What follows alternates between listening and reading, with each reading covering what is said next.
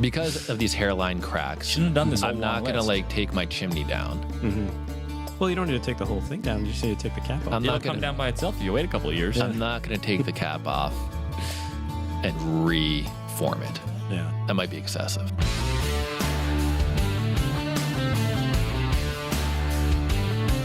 Welcome to the Fine Home Building Podcast.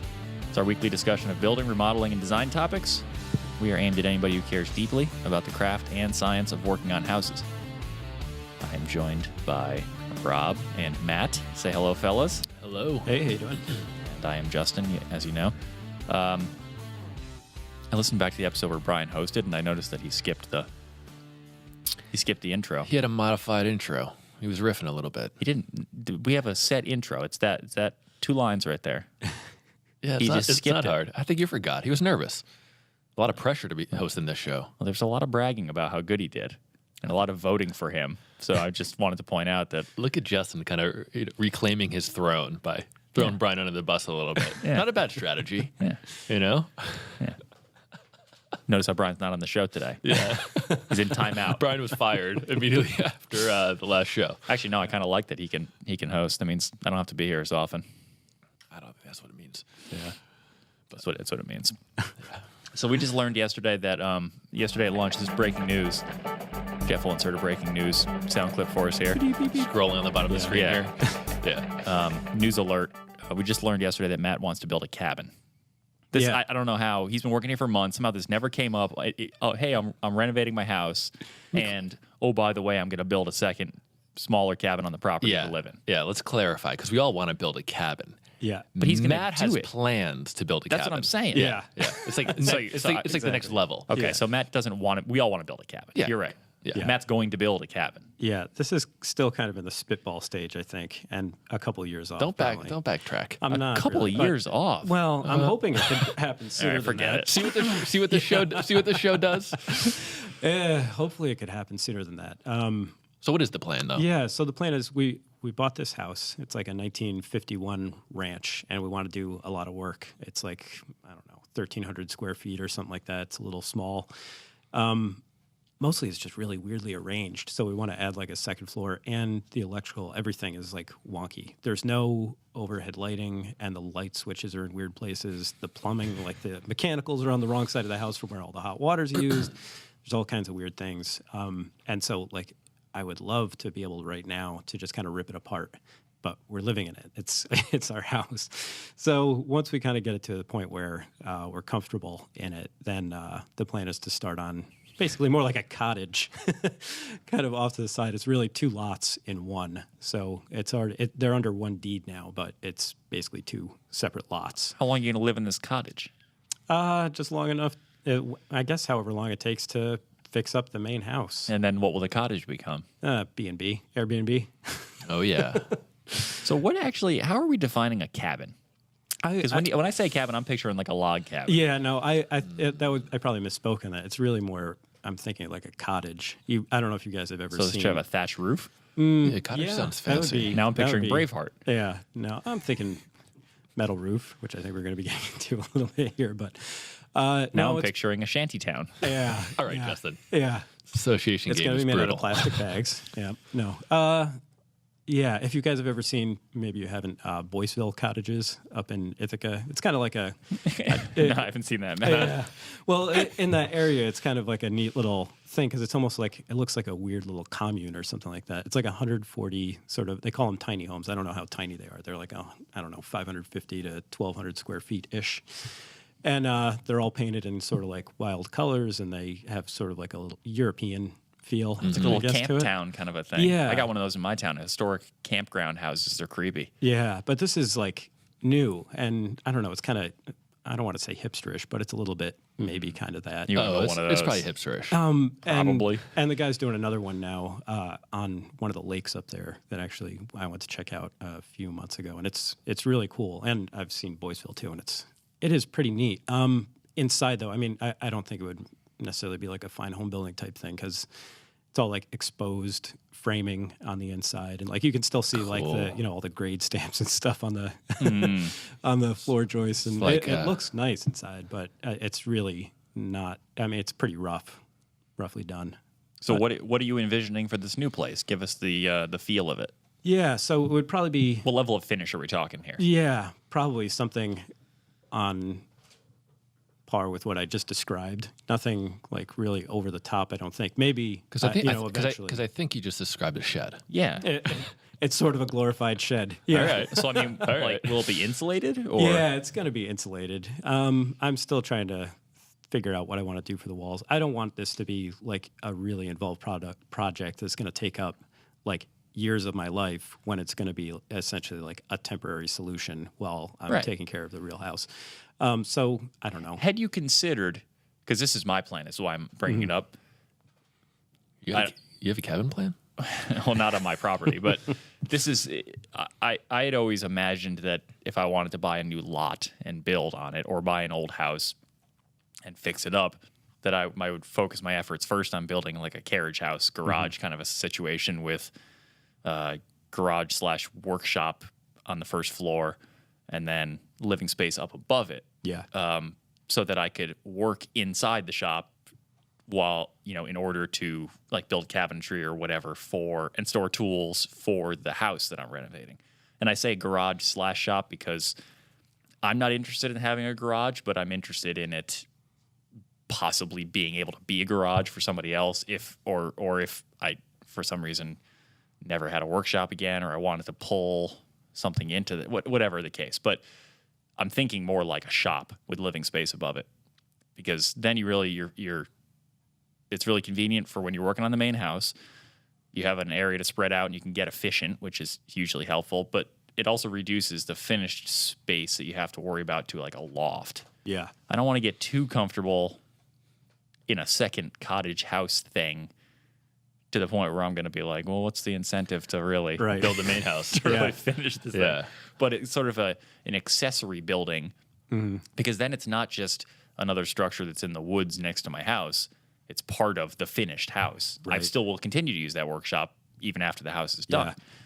I've thought about that too. And initially, before we even bought this house, we were thinking about just buying property and building a house. And that was the initial plan, was to have basically build, like a garage with a loft above. Right. And then use that as a workshop, and that would be fantastic. And that's still a possibility, I think. I mean, if you're going to pour a slab and you're going to do all this, Yeah. Don't you want to shop? Yeah. I do. And this whole thing may change. Don't let Justin get to you. Yeah. Build that shed. You wouldn't do this? Well, I mean, no, I think it's a really good idea. I mean, to be able to live on site, and have all your tools there and be able to work on the main house when you can, if you are going to, keep your main job here. Yeah. It's a really cool idea. Well, I think it's a little harder to make that pitch. Although not impossible, I think it's a little harder to make that pitch when it's a new lot. If in Matt's case, he's renovating a house. So if he's got the property and the lot would work, like the finished aesthetic of whatever he's trying to create would work by having, would be complemented by having this separate structure in the finished appearance of the whole landscape, then it makes sense. If you were clearing a lot to build a house and you said, well, instead of building the house first, I'm just going to build this barn. It's sort of like you're building a whole thing and then starting all over again and building a whole other thing.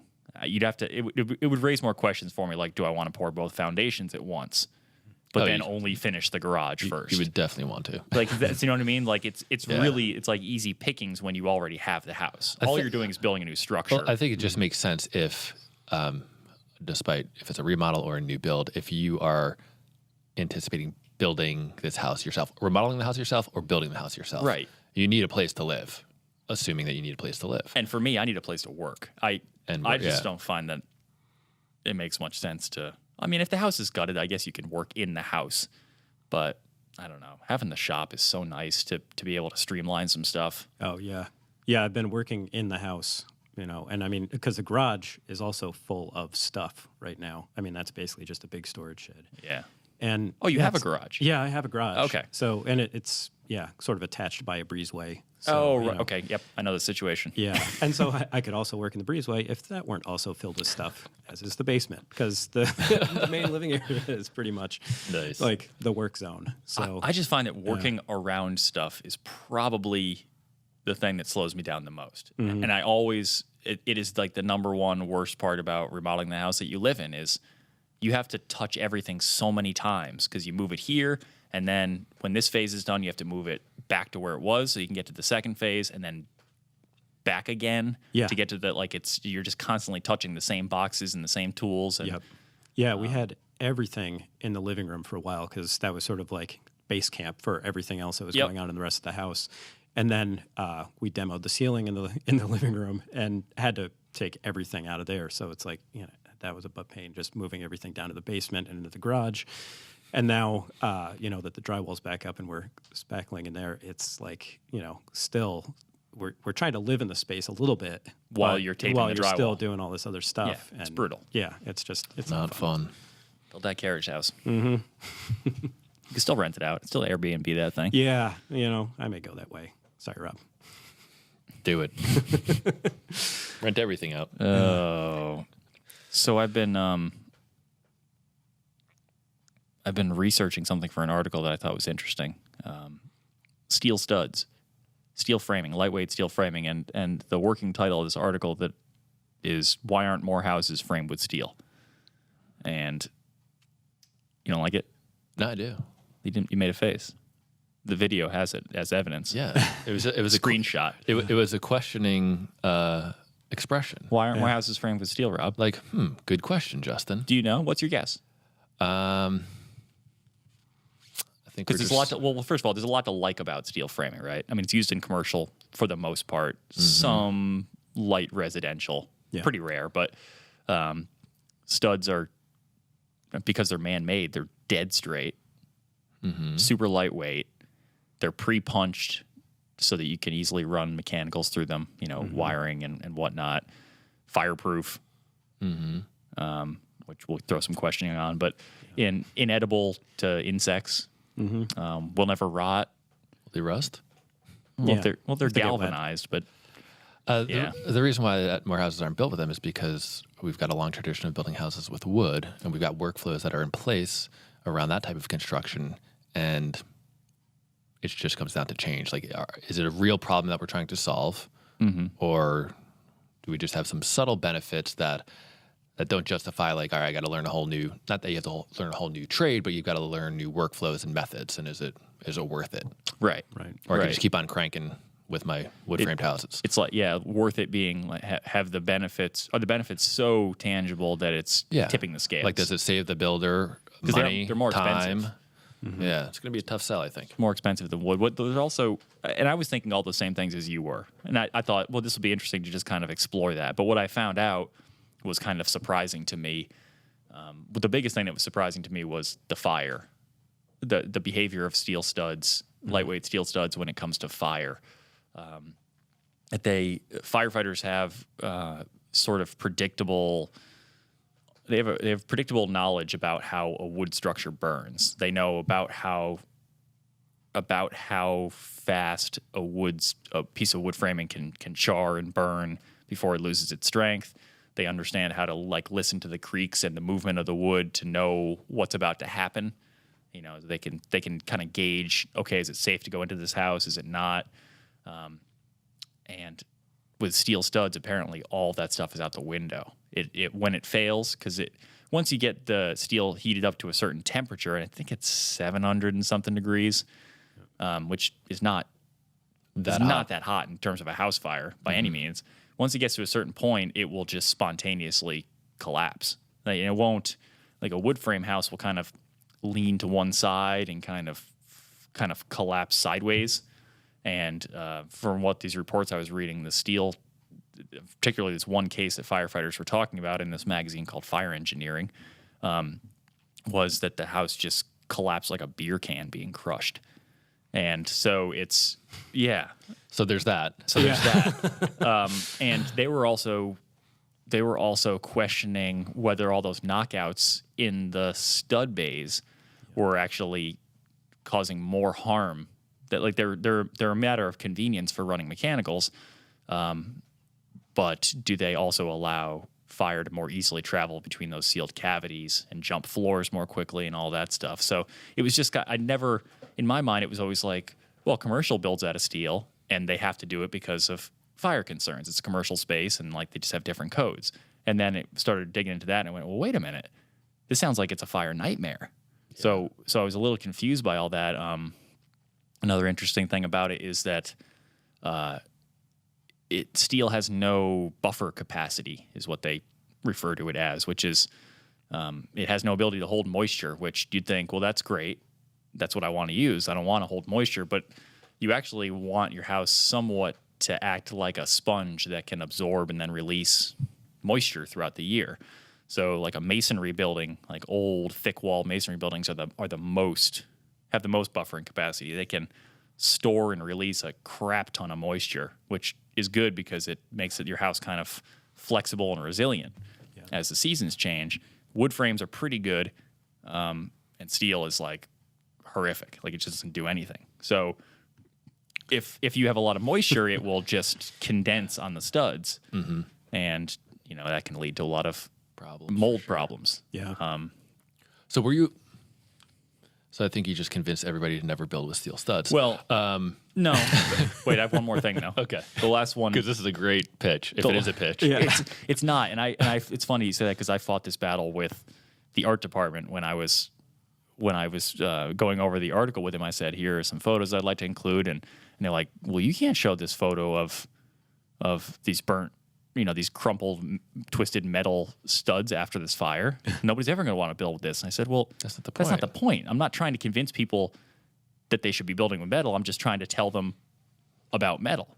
It's funny, the perception, as soon as you start talking about it, like... Doesn't that mean we have to be an advocate for... Right, exactly. It's just, I mean, what is interesting is when and where metal studs make sense. Well... Like a basement remodel, perhaps, or, this... So let me tell you the last big flaw, and then the last big flaw of them is that they are. If you set about trying to design a piece of metal that was an ideal conductor of heat, you would design a metal stud. Like it's almost like perfect. It's awesome. like because of the C shape of it. When you look at it in section view. It like collects heat from one side, transfers it through the long, thin flange, and then spreads it out the other side. Sweet. So thermal bridging on steroids. Yeah, exactly. I think it was, Matt, you have to help me remember the number. I think it was an R19 wall performs at like R5. R5 to 6 is what it said. Yeah. For metal? In terms of cavity insulation. Yeah. If you put R19 bats in a metal stud frame wall, you get R5. It's like whole wall R value. Right. Because typically in an R value, so to back up a little bit, when people say, I've got an R19 wall, what they're saying is that they put R19 bats into a framed wall. They're not taking into consideration all of the framing, which is at a much lower R value. So the whole wall R value is much, much lower. Right. Well, it's a little lower in wood. But in a metal wall, it's a lot lower, I guess is the point. But just lower to the point where they're saying pretty much your only option is to put exterior insulation on a metal framed wall, which is why commercial, for the most part, does that now. So is commercial construction like a solid benchmark to kind of bounce things off of? Meaning like, they do it in commercial, it must be... Because my impression is that there's lots of commercial buildings that are just atrociously built. I don't think they're the problem when it comes to energy consumption and all that kind of stuff. Yeah, well, and what I was thinking of with all this is like attaching finishes. And when you look at those commercial buildings, they're normally not clad the same way that, a residential house is. And so that was like the big thing for me. Like, how are you going to get your siding up on there? And you can, but you got to put like hat track on there. And then, there are nail guns that work with that stuff.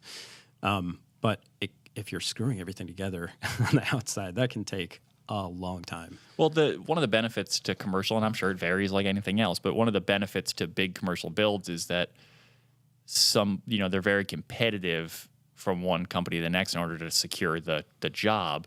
And because it's such a top-down structure, everything is called out so thoroughly in the plans. And then the people that show up on the site, there's no like, well, this is dumb, I'm not putting it exterior insulation. They just do it. It's like, this is on the plans, this is the next step. Go do it. So like I saw a... How's that different than residential, though? Well, because often... Things get interpreted? There's not that thorough set of plans that really call out every single detail. It's like, insulation typical or R19 bats. Typical detail. Yeah. Just plugged in from the architect, if there is an architect. Mm-hmm. Have you worked with steel studs before? Not really. I haven't really. I've only used them as plates, like in the basement remodel. Yep. Which I think that's one of the applications I was going to say I think is really slick. Mm-hmm. And why don't you explain what you did with them there? Because that's cool. So, so in a retrofit situation where my the ceiling of the basement, the first floor, was out of level, I used metal studs, which are kind of a C shape, as my plates, so that I didn't have to be super exact with each one of my studs. So there's because of the flange on the steel stud, it gives you a little bit of flexibility at the top and the bottom. And it's not a bearing wall. It's really just there to create a place to hang drywall and, run your electrical and create a cavity for insulation. And so, so I was just able to put those tracks on the floor, on the subfloor, and at the ceiling. And then I was able to kind of float my studs. I could cut them, kind of gang cut them, and then just float them and then just screw through the flange into the stud. And it just kind of made it a bit faster. Right, because you're not bothering to measure and cut for each stud separately, which is I've done many times, and it's horrible. Yeah. So so that's kind of cool. And you just use drywall screws to drive through the track and into the edge of the studs? I used like pretty long panhead screws that weren't really drywall. Yeah. And worked out. Yeah, and that was an old classic Girton, Girton kind of technique. So I think I'm sure we've got Girton an and article. Arnold. I think they were doing a basement remodel. I think we've got an article about it, so we'll float that onto the show notes page. Don't promise things I can't deliver. I got to figure out what that article is now. Yeah, cool technique. Thanks, Rob. But cutting. I mean, it was definitely, even using it in that minimal sense, it was like, I should change my workflow a bit. Yeah, I don't really like cutting. Yeah, one thing we didn't mention is that these things are super light. I mean, you can throw up a wall. Like you can tilt up a wall, one person, pretty easy compared to wood. Mm-hmm. Yeah, I think there's definitely a place for them. I think so. I mean, we're everything that I just threw out there as a problem is can be solved. Like these are not insurmountable problems. If you're worried about fire, just make sure that you have really good separation between cavities, so that the fire can't jump floors and can't easily move through your structure. Make sure that your drywall assembly on the inside is as good as it should be, or maybe even better, in order to help control the fire from getting into the stud walls. Make sure that when you're insulating it, you're putting a continuous layer on the outside, which a lot of people are doing with wood framed anyway. Yeah. This also frees you up. I mean, it frees up the entire cavity. So if you put all your insulation on the outside, now your cavities are wide open. And if you're worried about moisture, then, make sure that you've got dehumidification systems in place that you're controlling that. Well, when you look at Stebrick's perfect wall, isn't that? I mean, he has all the insulation on the outside of that. There's nothing in the cavity. Right. In pure Stebrick fashion, he always described it that, we wear our jackets on the outside. Right. So let's show how. No, we don't eat them. That's the other part of that. We don't eat our jackets in the winter. So, Yeah. Yes, I think it's tough. I was trying to think of, if there were aspects of a build where it would make sense, whether like a separation wall between an attached garage and the main living space. But I think you could satisfy, I don't think you can satisfy that fire barrier in other ways. I thought about areas where you really want dead straight, dead flat walls, whether it's a kitchen wall where you're going to hang cabinets, or a big tall wall in a stairwell. But then I thought the cabinets, what are you going to fasten all your cabinets to? Well, they usually put wood blocking in between the metal studs for the cabinets. And there's also a different solution for that. You could use engineered lumber. Sure. Yeah, it's a tough sell, I think, to I'm guessing that these are cheaper than engineered lumber. Maybe. But I don't know. Wood till the day I die, Justin. So anyway, we're going to have an article on that coming out. So give that a look. I'll give you guys an update when it's closer to dropping. So I've got a question. What's your question, Robert? Get a little selfish here for a moment. Since I was up on my roof recently, checking out some progress. I had the roofers back to knock out the back half of my roof, and wanted to look at their chimney flashing, which looks good. They actually have to come back tomorrow to do the counter flashing. But I noticed when I was up there some hairline cracks in the chimney crown, which is sometimes called the cap. I guess in certain parts of the country called the wash. Really? Yeah. Never heard of that. But it's essentially the I'm going to use this term, but it shouldn't be this material, that mortar layer on top of a chimney surrounding the flue liners. So it's not the piece that goes above the flue liner. It's not the piece that keeps the rain out of your flue. Yeah, it's not the metal, like the little metal cap Or that you stone put on, or or whatever whatever it is. No, this is like the, this is the cap or the crown that sits right on the. I think crown is the most widely used term, Okay, right? so let's go with crown. Crown it is. So I've noticed just really, it looks like my chimney had been repointed. It looks in really good shape. And the house is old, the 40s, and so it looks like it had been repointed at some point. And the crown looks in decent shape, but I have noticed a couple of hairline cracks in it. Okay, so can you just because I'm afraid that I'm picturing hairline cracks different than you. Is there? I know this is tough, but is there any way that you can further describe them? Like, do they look like they're deep cracks, or they look like they're like super? They kind of cosmetic. They look superficial. Okay, if I could say, I mean, if that would conjure like the severity of the crack, it looks really minor. Looks Not really going all the way minor. through. were you looking at it through a magnifying glass, or is it like you saw it from across the roof ridge? I saw it when I was standing a foot away from the cap. So you were looking for things to worry about? Is that what? Yeah. Okay, so we're done here. Well, here's the thing. So I'm not concerned about the severity of the crack right now. What I'm concerned about is that there's a crack forming. That I'm concerned about moisture getting into that crack this winter, Possibly freezing, wind-driven moisture. possibly wind-driven moisture, which could be snow and melting. So I'm concerned about. I don't have a problem right now. Chimney's not leaking. Well, had been leaking because there was no flashing for. But anyway, so I'm not concerned about that. I'm concerned about if left untreated, I'm going to have a problem eventually because I know water is going to get into this crack and it's going to freeze and it's going to create some issues. So I think we need more information. no, absolutely not. We have all the information that we need. I guarantee it. Go nuts. We've got a small crack, and I want to fix a small problem before it becomes a really big problem. Okay. How best to do that? So hairline cracks, Fixing hairline cracks in a crown. In a crown. And what? So it's concrete. What is the chimney shape? Like, is it a straight up and down chimney, and the concrete just? It's brick chimney, corbelled at the top with.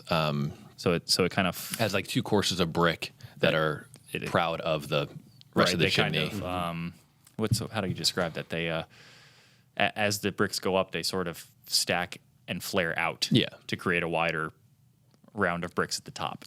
A wider. Was it width? Is that a wide of brick? Yeah. Fancy. And then I've got what looks to be a mortar crown that is tapered to the flue liners. Mortar crown. Mortar. It looks like It looks like the same as the brick joints. Really? So it's like rough. It's rough. Really? Yeah, which is a mistake. We'll get into that. So you already know the answer to this, then. Just tell us. What do you do? Well, it's tapered to the flue liner. Tapered up, I hope. Tapered up. Okay. They got that part right. You want to get the water off to the sides, not towards the middle. So, this morning before I did any research, I came in and I was like, well, what do I do? I think Brian's response was to caulk those joints. Yeah, Brian was in a mood this morning. Yeah. I mean, when you bust out the caulk comment. Yeah, he was really aggressive. As step number one, it's a red flag for me. Yeah. Maybe he hasn't had his coffee yet. Especially because we talk on here a lot about, if you're relying on caulk as your main line of defense, you're probably not doing it right to start with. And then he went to hydraulic cement because he's got that bucket of hydraulic cement in his basement. So he was definitely in a mood. When you're for Brian, your hydraulic, every world's problem can be solved with hydraulic cement, Brian. So I didn't get any help from my colleagues here at Fine Homebuilding. That's not true. I suggested. What do you suggest? Saran wrap. I don't remember what I said. You didn't do anything. Yeah. You just sat there drinking your coffee. So I went and did my own research. Coffee's delicious. And, they do make products for crown repair. Saver Systems is one.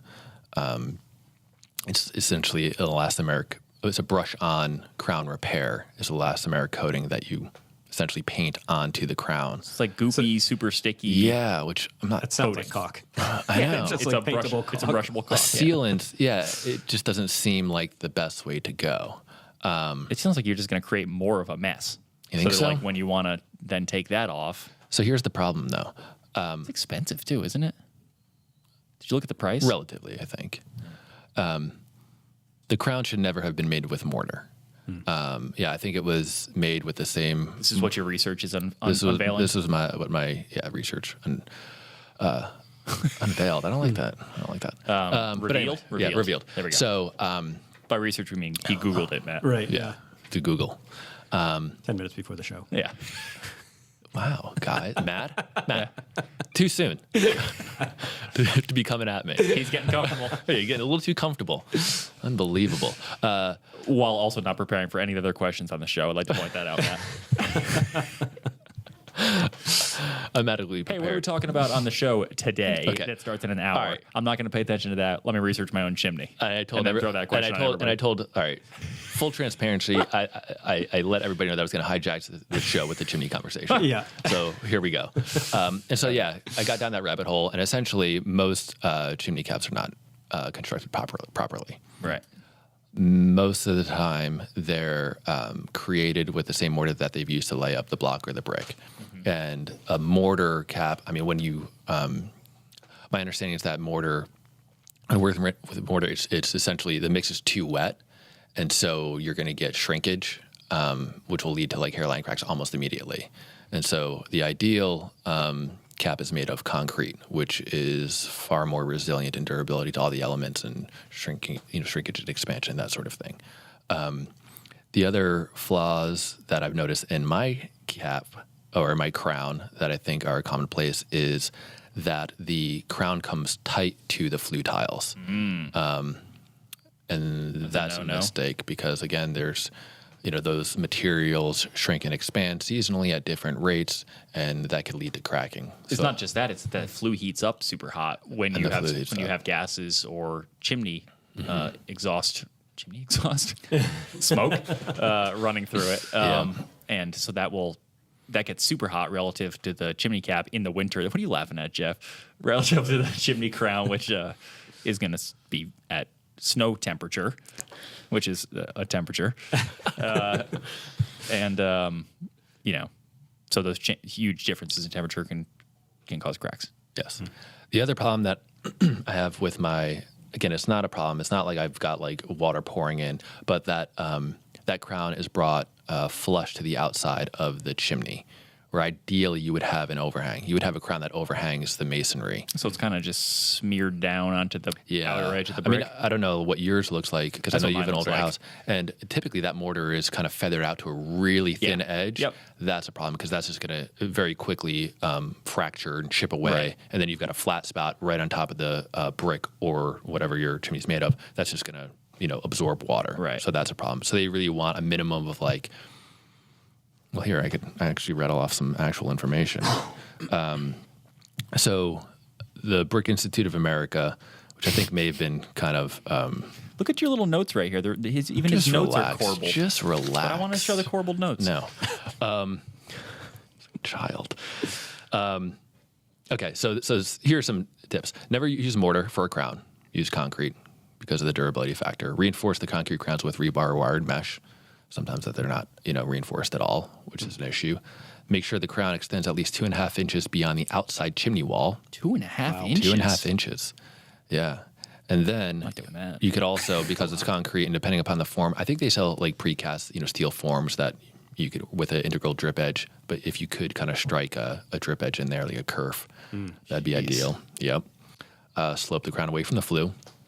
Good job, Justin.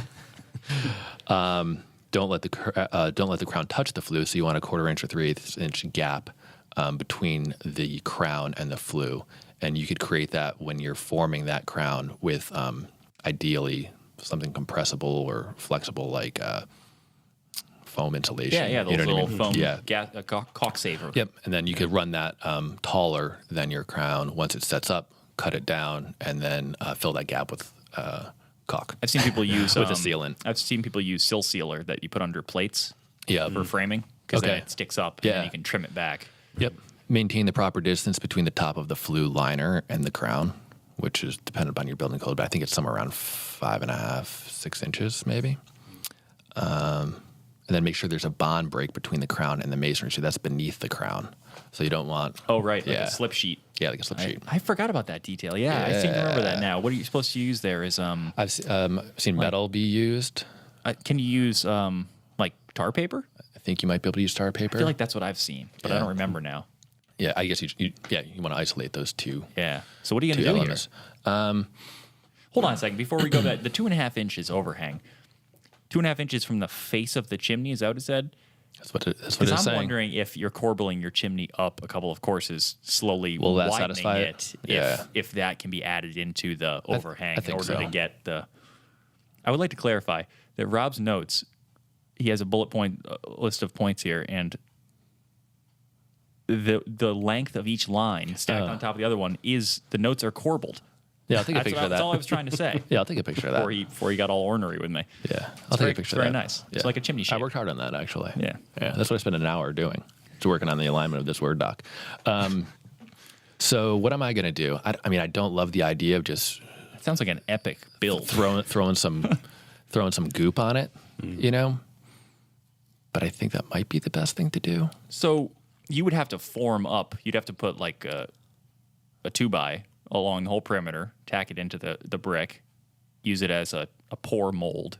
Are you talking about my repair? No, I'm talking about if you wanted to do this in cap, general. if you want to do a crown the way that you're describing. Well, they do have like steel and I-beam forms that you could clamp to the to the top of the chimney for your pour. Right, but I'm not getting one of those. So I'm going to use a 2x. So you're going to look in the backyard, see what you've got. Yeah. Okay. Yeah. I mean, how many chimneys am I going to do? I'm going to buy a form. Right. What does that cost? I got to do it right. What are you going to do? Do it right. Well, in my Chip it out. in my repair, I think I'm going to look into some elastomeric schmeg, some stuff. Not just going to take it off. I mean, it's the wrong material. Just I don't think because no. Because of these hairline cracks. Shouldn't have done this. I'm not going to like take my chimney down. well, you don't need to take the whole thing down. You just need to take the cap off. I'm It'll not come gonna, down by itself if you wait a couple of years. I'm not going to take the cap off and reform it. Yeah. That might be excessive. You just listed off all of the know. ways you're supposed to do it right, and then said you decided. But not I've to got do any of hairline them. cracks. Can I just repair the hairline cracks? This is a collaborative conversation. Well, what are your expectations? Let's start there. My expectations are, all right, here's one approach that I'm considering in my head. We've now defined the best way to do it. Yes, for sure. Okay. Chimney crown form costs $220. It's the cheapest one I'm saying. Okay. So No, thank you. No, $100. saver systems, they got the elastomeric brushable crown repair. That's that sealant that I'm considering putting that on, which would seal those cracks from actually worsening because the water's not going to get in there. It's not going to expand. So I'm thinking of going with that approach. Then what I'm thinking about doing is, and this is partly aesthetic, is to get a larger chimney cap. Right now I just have like that small stainless cap that comes with your stainless flue liner for a wood stove. I just got that. It looks like crap. Keeps water and stuff out of the flue, but it doesn't protect the crown at all. I'm thinking of maybe getting a larger one that covers the entire crown. And that could be modified to really keep water and shed water beyond the walls of the masonry. Okay. It will like powder coated metal. Yeah, powder or? coated black. So I've got this thing. This is where it gets into the aesthetic side. Ideally, I want a white chimney with a black top. White chimney black top. Got it. Yeah.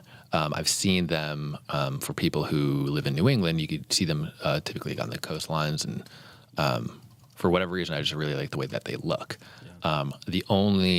I've tried to do like a little bit of research around where did that come from? Like, why did on some of these old colonials or capes were the chimneys ever painted white with just a black band at the top? And the only thing I could find was that they've been referred to as a Tory chimney. Oh, And, interesting. They were allegedly used during the American Revolution to signal to the British that loyalists had lived in that house. And so it was a, quote, friendly house. That's the only thing I could find. So beyond that, I'm not loyal to the crown. I don't know. But I just really like the way that it looks, which... Might be a good move, just plan for the future. Yeah, you never know, right? Yeah. It brings up another issue You about... wear a powdered wig? Yeah, I think so. Okay. Brings up another issue of painting the chimney, which Yeah, this is complicated. this gets complicated, and people are going to say, "Oh no, brick's beautiful." aside from that. Aside from your own aesthetic, taste and whether or not you like the look of brick, is painting the chimney and sealing the brick. Because the fear is that if the brick does get wet, which it will get wet, that it won't be able to release that moisture, and you kind of get flake. You get the face of as it freezes, the face of the brick's blowing apart. But I'm assuming, well, I know that I can, whether or not I can get it at a reasonable cost, is vapor permeable paint for masonry Right. walls, so it can breathe, but it will give me that look that I want. But it will also, I think, offer some protection and sealing from wind-driven moisture. Right. You know what I mean? So if I've got that, so the plan is, if I've got the crown sealed with elastomeric sealant, so there's no water getting into the crown or into the top of the masonry. If I back that up with a larger cap, a metal cap, to get water away from those vulnerable areas, a little belt and suspenders approach to there. And then if I actually seal the sides of the chimney for an aesthetic reason, but also maybe for some performance, I think I should be in good shape. Matt, what do you think? I like it. I think it's going to look nice. Yeah. But I think that fixing that cap and putting on, the proper solution probably is a better long term. I mean, I don't like the idea of doing a quick fix and then adding on a long term, solution on top of that and expecting them both to work together. Okay, so Matt thinks I should chip away this crown and redo it. What do you think, Justin? I think I can. Can you imagine carrying concrete onto your roof? No, I can't. The worst possible. I can't imagine doing any. Yeah, I can imagine carrying a bucket of elastomeric sealant onto my roof. This is a big job. This is not. I mean, it's not a big job if you're set up for it. I've been on roofs when chimneys were being rebuilt, and they were rebuilt in the way that you just described as the wrong way to do it. Oh, absolutely. But that was 4 guys, and it was scaffolding to get up to the eave of the house, and then a plank to walk onto the roof, and then a guy down on the ground mixing, and it's a lot. It's a big job. A pulley with buckets going up with mortar, and do they make precast? And then you got precast, and then you got to babysit that concrete a bit, because you want that concrete cap to set up super hard. So that means you got to keep it moist. Yeah. Which means I've heard get a wet burlap. Have to sponge it or wet burlap. And keep in mind that I've got 2 very faint hairline cracks. Yeah. That's what I'm dealing with right now. oh yeah, this is probably not even a problem. It's not a problem yet. But and if you can keep it dry, it may never be. That's what I mean. If I can keep it dry with the elastomeric sealant and keep it dry with with a bigger cap, well, maybe it's never going to be an issue. We recently did an article on I changed my mind. You're going to be fine. Yeah. I recently Matt, you get to keep your job. we recently did an article on solving this problem by using sheet lead, which is who did that article? I forget his name. We just did it, but I'll make sure we post the link. Yeah, it was a bomb-proof chimney cap. It was pretty sweet. Yeah, and basically they just did a mechanical, they call it a flat lock seam between these 2 wide sheets of lead. So the seam ran across somewhere around the middle of the chimney, or maybe there was 2 seams. Yeah. And then it's just folded down and detailed and tacked into the sides of the chimney, and that just took the cap right out of the equation, or the crown right out of the equation. I'm essentially doing the same thing. Perhaps lead would be more durable than the elastomeric sealant, but I'm intending to protect that elastomeric sealant with this larger kind of shroud metal cap thing. I would be tempted to go that direction if you didn't want to do the whole demolition. The lead? Yeah. Maybe bend up some copper if you really wanted to be like. No, we're getting crazy. No, you're just getting crazy. Oh, I mean, if you start weighing out costs and hassle and all that stuff, I think the sheet lead is okay. So easiest option is obviously to put a coating on it, or just try and force caulk into those cracks. But I think we both know that that's either it's a temporary solution. Well, either way, it's a temporary solution, but either it's going to bite you in the butt later, or you're going to have to babysit it by coming back and checking on it yearly. So I will check it yearly because I clean my chimney yearly.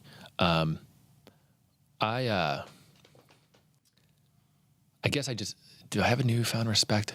So typically when I think of caulk, when I think of adhesives, when I think about these, sealants, I think, oh, well, they're not as good as something rigid like lead or copper or something, you know what I mean? But I think the technology and the chemistry has improved so much that I'm wondering if that's a valid kind of position to have, that no matter what, if it's fluid applied, it's not as strong as something mechanical. You know what I mean? But it's completely exposed. I mean, it's not going to be the highest point of your house. It's not going to be completely exposed because it'll be protected by that larger cap. Okay. At least from stuff falling straight down on it. From sunlight and from stuff falling straight down on it. I mean, you're going to get wind-driven moisture coming through the vents. That seems like a fair solution. The thing that I like about the lead option is that the lead goes right up the sides of the flue liner and then kind of wraps into the inside of the flue liner. So in that one stroke, you're protecting the joint between the flue liner and the crown too, which is even on a quote-unquote best practice install is still a caulk joint because you put that membrane in there or not the membrane, the filler in there to create that expansion gap, and then you cut it back and you fill it with something. You fill it with sealant. So you still have sealant. Yeah. So why not just take the whole crown to flue and crown to brick corbel out of the equation? Yeah. So I think that's cover the whole thing. I think we're saying the same thing, is to take that mortared crown out of the equation, cover it with something that is durable, and so whether that's copper, lead, elastomeric sealant, whatever it is. Because you don't know if those are cracks from, the drying, curing process, or if they've developed from, I mean, they could have been there from the very beginning, and they haven't grown. But they also, go back every year and check see if they're growing. By the way, there are paints that do what you're talking about doing for the, what do you got? Brick masonry. I don't know a lot about this, so I'm kind of. Is it Sikagard? I'm looking at Prosoco is one company. Okay.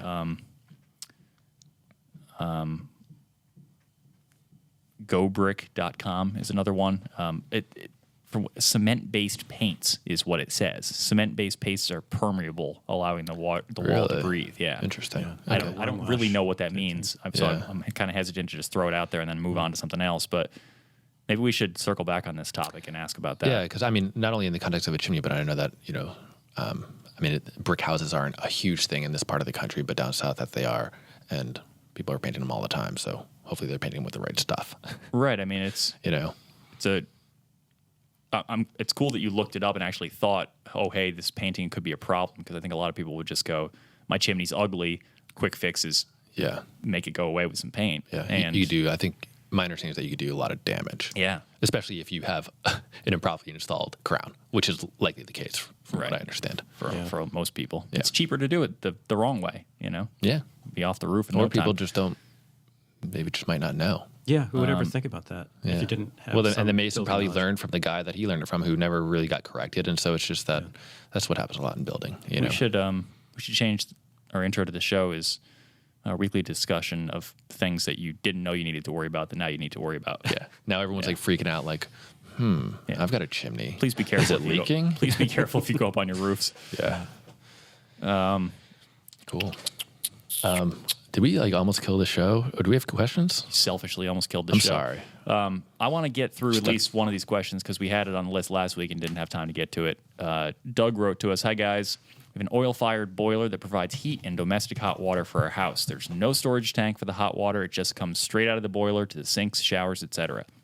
We do not have an issue with the quantity of hot water. The boiler is able to keep up with demand, but the temperature is set quite hot, about 140 degrees. This requires making sure to blend in plenty of cold water when washing dishes or showering. It's fine for us because we have no children, but potentially dangerous for house guests. Also, with the water that hot running through the dishwasher, glassware becomes cloudy or etched with repeated washings. Curious about your thoughts for possible solutions, including but not limited to the following. 1, installing a hot water storage tank with a temperature setting of 120. 2, adding a mixer valve that we could install to keep the hot water at a lower temp before it gets to the faucets or dishwasher, if there is such a thing. And 3, setting the overall temperature on the water heater to a lower temperature. I assume he means boiler there. Yeah. Not sure if this is possible or if it would affect heating the house. So this is a super deep and interesting question that's probably common for a lot of people with old houses. Yeah. And it sounds like the easy solution up front is, well, I can deal with this. I'll take a shower, and I know my house, so I'll make sure that I don't burn myself up. Yeah. I'm going to start at the end here. His suggestion, number 3, setting the overall temperature of the boiler to lower. No.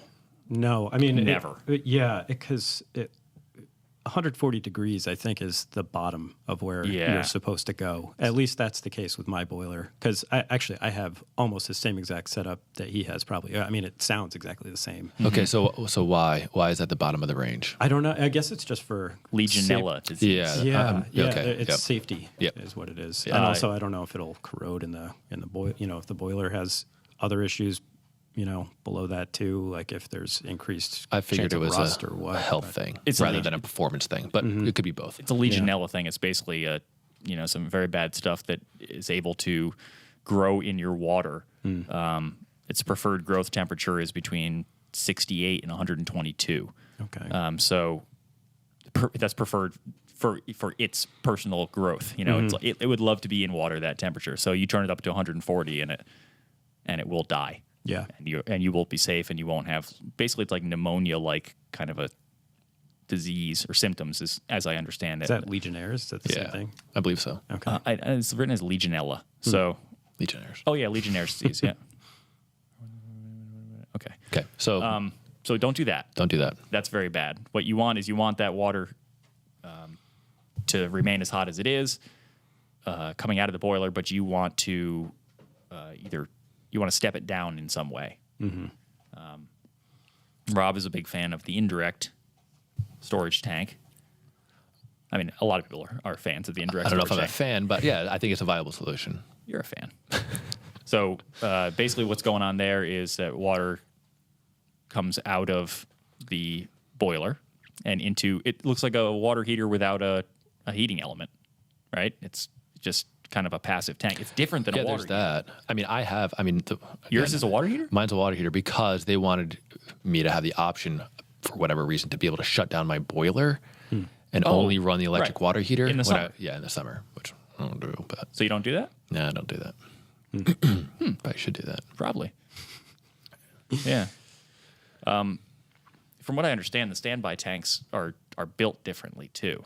They're stainless steel inside. I'm sure they're and super insulated. Yeah, they have more insulation. Yeah. But the material's different. And So definitely a viable option here, right? sure. What goes on is you basically have a hot water outlet coming from your boiler. It goes into the bottom of this storage tank, and what it looks like inside of your tank, inside the storage tank, is like a coil of tubing. And so as the hot water runs through that storage tank, it passes its heat off to the water in the tank. So you're not passively, they're separate streams though. So it's like a very simple heat exchanger. Right. The water from your boiler never touches the water in your domestic water tank. And then the water from the domestic tank is then used for your faucets and your showers and everything else. Right. There's also mixing valves that you can use for sort of. I mean, I'm not familiar enough with the codes. I feel like I'm a little bit out of my depth here with this one because I'm not familiar enough with the codes to know what is and is not allowed. Yeah. In terms of plumbing. That's why plumbers make a lot of money, because this stuff is freaking complicated. And But I thought you looked into this solution. I thought you found the actual element that you needed. Or did you not? You can. Whether or not it meets code. Well, so see. before you even get to any of this stuff, is you kind of have to understand, like, so take the example of a tub or a shower that has a single mixing valve control, and the way that works is it mixes the hot and cold water together as you turn the handle. So the handle is manipulated to blend the ratio of hot to cold so that you can dial in the water temperature to a nice comfy spot. The problem there is if water surges, you can still get burned. So if somebody flushes a toilet, the cold water drops off suddenly because it's redirected to the toilet. Now there's room in that mixture for hot water to surge in and replace it, and now you're getting burned. Yep. So the kind of the simple updated solution for that, more modernized solution, is what's called a pressure balanced valve. And what that does is once you have the temperature where you want it and somebody flushes the toilet, instead of getting burned, the valve adjusts to restrict the flow of hot water, and the temperature doesn't change. So it kind of stops the hot water from flooding in. But the problem with those valves is that they don't sense the temperature. They only control the ratio. So it's not reading the hot water.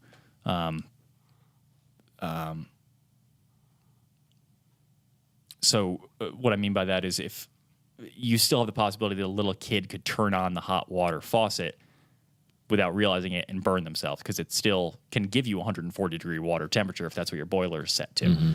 Right. So then you have what's called a thermostatic valve or a thermostatic mixing Mixer. valve. Yeah, Mixer. mixing valve, yeah.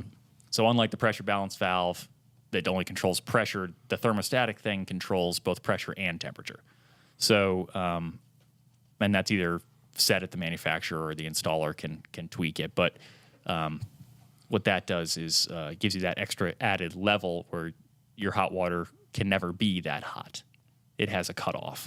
Yeah.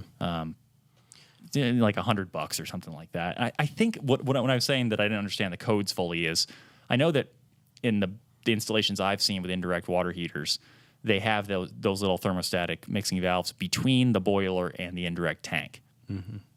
Not necessarily between the boiler and that whatever fixture.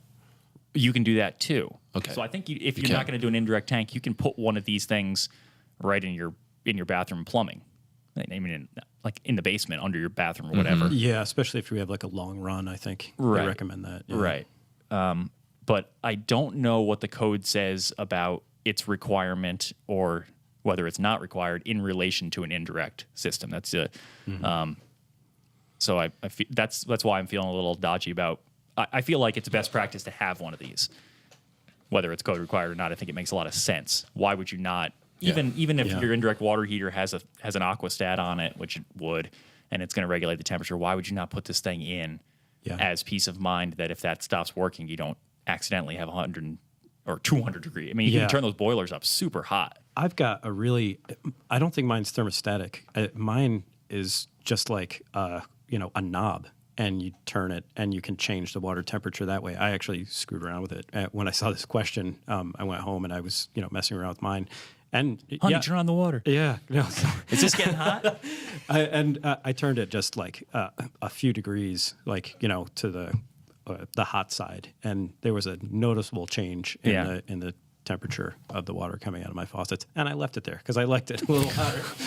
Just doing a better job rinsing my dishes. Just take a layer of skin off. Yep. Nice. Yeah. So we'll throw up on the show notes page, finehomebuilding.com/podcast, a link to Watts, which is a company that makes a lot of these plumbing fixtures. It's a really good company that, the thing costs $100.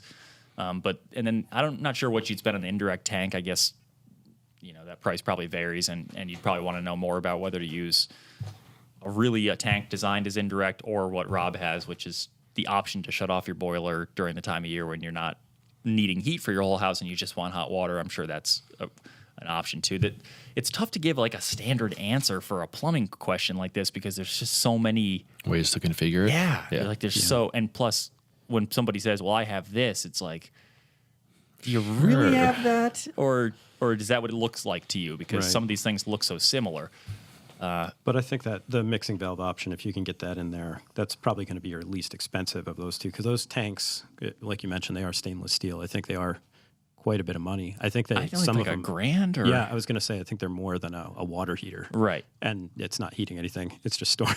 Right, but it stores it better than a water heater. Yeah, it does. And actually that's what was in the house that I grew up in. That's what my father had installed. Yeah. They also that exact same system. It's worth noting too that they also have these units called combis, which is a combination boiler and water heater.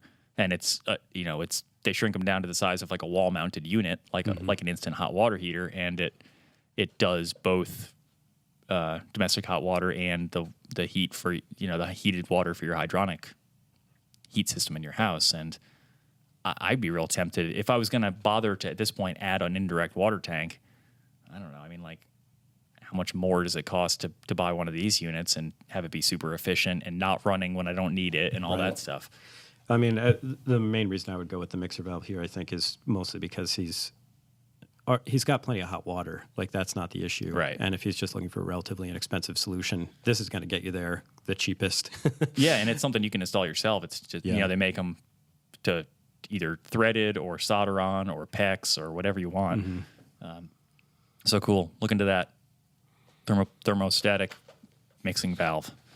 We got a couple of things to remind you about here on the show. Let me pull up those notes. We got a couple of offers. Right, Rob? Yeah, of course. I already lost it. Where is it? There it is. FineHomebuilding.com/pod offer. Rob, why don't you tell us a little bit about what we got there?